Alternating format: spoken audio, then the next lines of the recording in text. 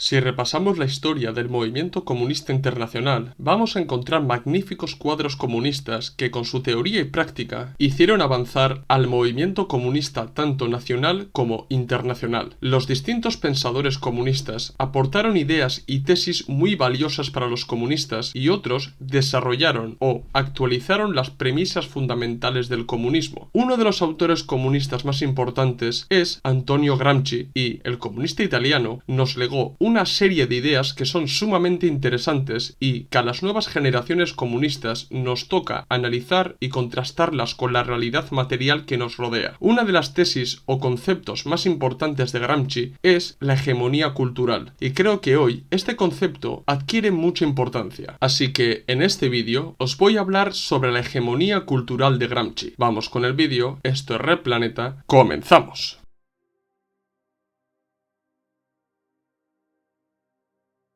Antes de entrar de lleno con el concepto de hegemonía cultural, creo que es necesario dar unas breves pinceladas biográficas sobre Gramsci, ya que muchos lo conoceréis, pero tal vez otros no lo conozcan demasiado. Antonio Gramsci fue un conocido dirigente comunista italiano que destacó debido a su polivalencia y que, a diferencia de otros pensadores comunistas, trató diversos temas como la sociología, antropología y la cuestión cultural de una forma revolucionaria y siempre desde una perspectiva de clase. Gramsci, como muchos otros comunistas, comenzó militando en el Partido Socialista Italiano y concretamente formó parte de lo que se conoce como la corriente socialista de Turín, junto a otros dirigentes como Togliatti o Leonetti. Como militante socialista, Gramsci destacó escribiendo distintos artículos para el periódico Avanti o El Grito del Pueblo. A consecuencia de la Revolución de Octubre, Gramsci y sus camaradas se bolchevizaron y escribieron distintos artículos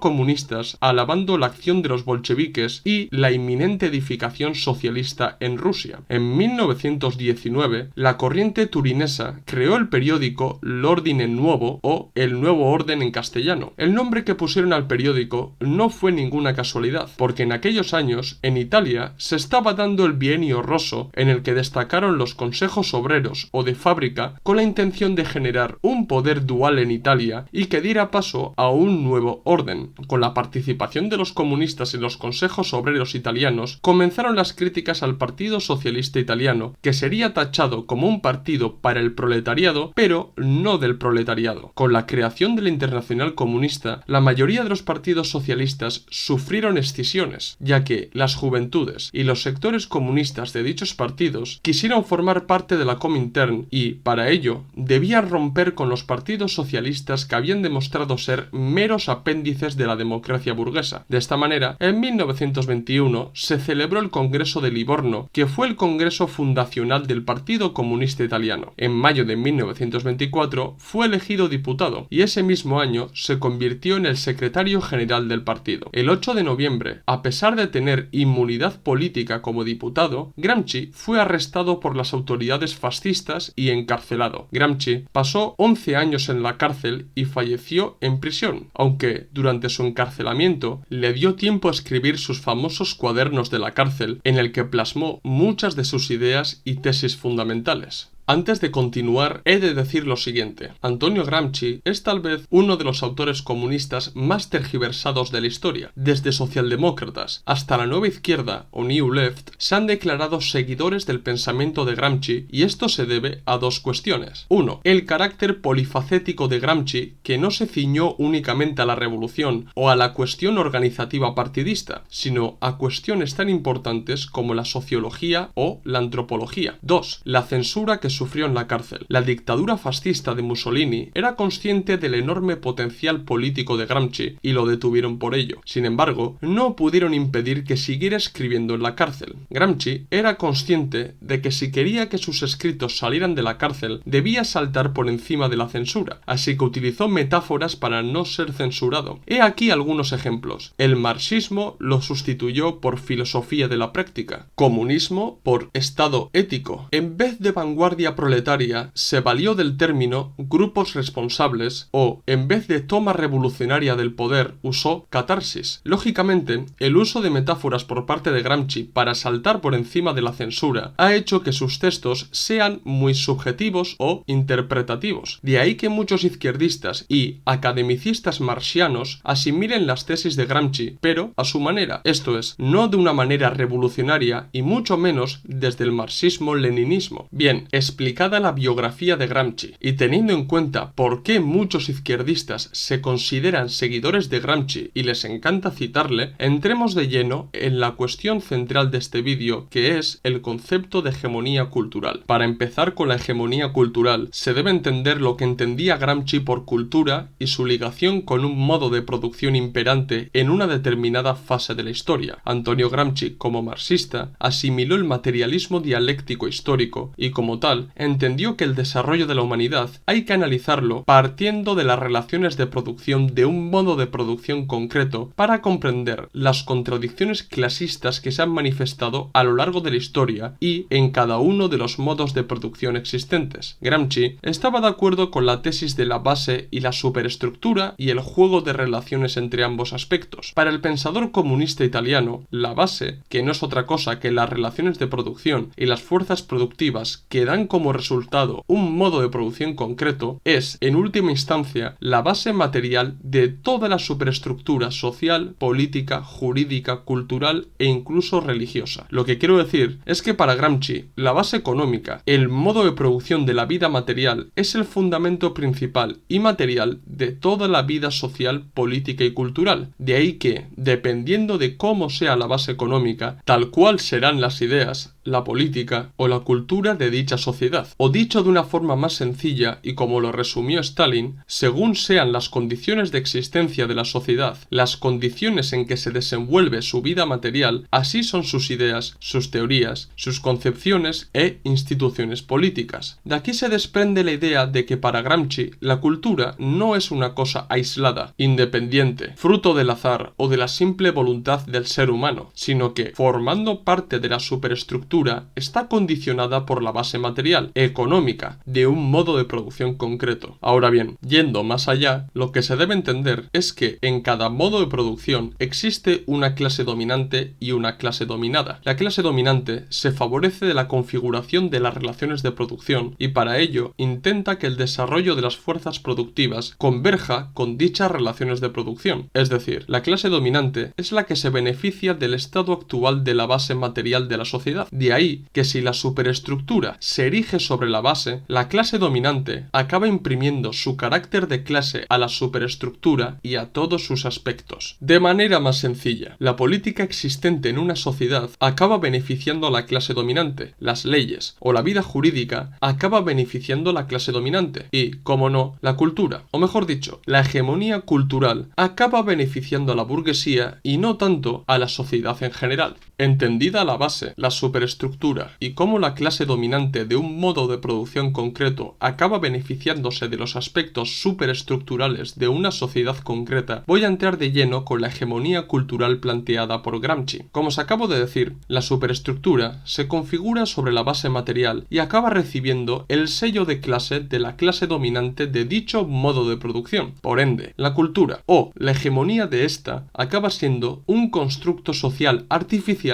impuesta por la clase dominante para que funcione como un arma de dominación no violenta. Si nos paramos a pensar, los valores culturales de los países capitalistas pueden variar dependiendo del contexto nacional, eso está claro, pero todos esos valores culturales, modo de pensar colectivo, las creencias sociales acaban respondiendo a los intereses de la clase dominante en vez de a la mayoría de la sociedad. En verdad, Gramsci, para hablar de hegemonía de clase, se basa en la siguiente idea presentada por Marx y Engels, en el que las ideas dominantes de una época concreta son las ideas de la clase dominante de esa época. Gramsci aceptó esta idea y la extendió, dando a conocer a la clase trabajadora de todo el mundo que la clase dominante en el capitalismo, que es la burguesía, no domina únicamente a los trabajadores mediante el uso de la fuerza, sino también política y culturalmente. Gramsci aclaró que la burguesía impone en el capitalismo su cosmovisión, sus ideas, sus valores y su modo de vida como las justas, legítimas y beneficiosas para todos, cuando en realidad su verdadera intención es que la clase trabajadora las asimile para que no ponga en duda el status quo y vea la dominación de la burguesía como algo natural y normal en el actual orden capitalista. A fin y al cabo, no hay mayor dominación que cuando el dominado acepta dicha dominación como algo natural e inevitable, puesto que no pone en duda la situación de explotación y dominación en el que se encuentra. La hegemonía cultural de la que nos habla Gramsci no es otra cosa que la imposición de las ideas, valores, tradiciones y pensamientos de la burguesía a través de la cultura. Para conseguir dicha hegemonía, Gramsci nos habla del consenso cultural y político, que es la aceptación, asunción y asimilación de la hegemonía cultural de la burguesía dentro del capitalismo. Toda la idea de la hegemonía cultural de Gramsci deriva también de su tesis del Estado ampliado, ya que, para él, el Estado no es únicamente una máquina o aparato de dominación de una clase sobre otra, puesto que, en esta idea, es muy fácil absolutizar la fuerza como el principal método de dominación. Gramsci, con su tesis del Estado ampliado, argumenta que el Estado no se limita solo a las instituciones gubernamentales y represivas, sino que también incluye aspectos como la sociedad civil, la cultura y la educación. De modo que Gramsci analiza el papel del Estado ampliado en la reproducción y mantenimiento de las relaciones de poder y, en lo que concierne a este vídeo, a la reproducción y mantenimiento de las relaciones de poder desde el método no violento, es decir, desde la perspectiva de la hegemonía cultural de la clase dominante y el consenso que impone sobre la mayoría de la sociedad. Y os preguntaréis, ¿cómo se relaciona la idea de la hegemonía cultural con la lucha de clases y el desenvolvimiento de esta? Hasta ahora os he explicado que la hegemonía cultural de la burguesía en el modo de producción capitalista no es otra cosa que la imposición de las normas y valores sociales de la clase burguesa a través de las instituciones que forman parte de la superestructura o del Estado ampliado de Gramsci. De modo que, si el objetivo de la clase trabajadora es tomar el poder político y sustituir la dominación burguesa por la proletaria, esto, para Gramsci, pasa obligatoriamente por el fin de la hegemonía cultural burguesa y la imposición de la hegemonía cultural proletaria. Pero, ¿cómo puede la clase trabajadora acabar con la hegemonía de la clase burguesa si precisamente es la que impone sus ideas y valores? En este punto, Gramsci aporta otro concepto muy interesante, que es la de los intelectuales orgánicos, y para entender la estrategia revolucionaria gramsciana para la toma de poder, he de explicar el concepto de intelectuales orgánicos de la que nos habla Gramsci. No se debe generalizar a los intelectuales, ya que todos los intelectuales no representan lo mismo ni tienen los mismos intereses y objetivos en mente. El propio Gramsci dividió los intelectuales en dos grandes campos, los tradicionales y los orgánicos. Vamos primero con los tradicionales. Intelectuales tradicionales. Para explicar quiénes son los intelectuales tradicionales, os voy a resumir las dos características principales dadas por Gramsci para definir a este tipo de intelectuales. Estos intelectuales no están necesariamente vinculados a una clase social específica, por lo que no son articuladores de la hegemonía de una clase u otra o del mantenimiento de los privilegios de una clase social concreta. La principal función de estos intelectuales es extender y ampliar el conocimiento humano, ya sea a través de la ciencia o de la filosofía. Ahora vamos con los intelectuales orgánicos. Para hablar de los orgánicos, también os voy a resumir las tres características principales dadas por Gramsci para definir a este tipo de intelectuales. 1. Cumplen una función económica y política. Gramsci sostiene que los intelectuales orgánicos son los organizadores de la función económica y política de la clase a la que están ligados. Estos intelectuales no solo producen conocimiento, sino que también desempeñan un papel activo en la promoción y defensa de los intereses de su clase. 2. Tienen fuertes vínculos con la clase dominante de un modo de producción concreto. Los intelectuales orgánicos están estrechamente vinculados a la clase dominante y comparten su visión del mundo y sus intereses. Y 3. Trabajan en pro de la hegemonía cultural de la clase a la que pertenecen o sirven. Los intelectuales orgánicos desempeñan un papel crucial en la construcción y mantenimiento de la hegemonía cultural de la clase dominante. A través de su trabajo intelectual y su participación en la producción cultural, contribuyen a difundir y legitimar las ideas y valores de la clase dominante, promoviendo así su dominación. De modo que, para entender de manera muy breve la diferencia entre los intelectuales orgánicos y los tradicionales, se debe entender que los primeros defienden los intereses de una clase social concreta, normalmente claramente la dominante, y que con su trabajo cultural afianzan la hegemonía de esta clase, mientras que los segundos no trabajan para articular la hegemonía de una clase social, sino más bien por la reproducción, extensión y ampliación del conocimiento humano en general, esto es, que no trabajan en pro de los intereses de la clase dominante, sino, en teoría, para el bien de toda la sociedad.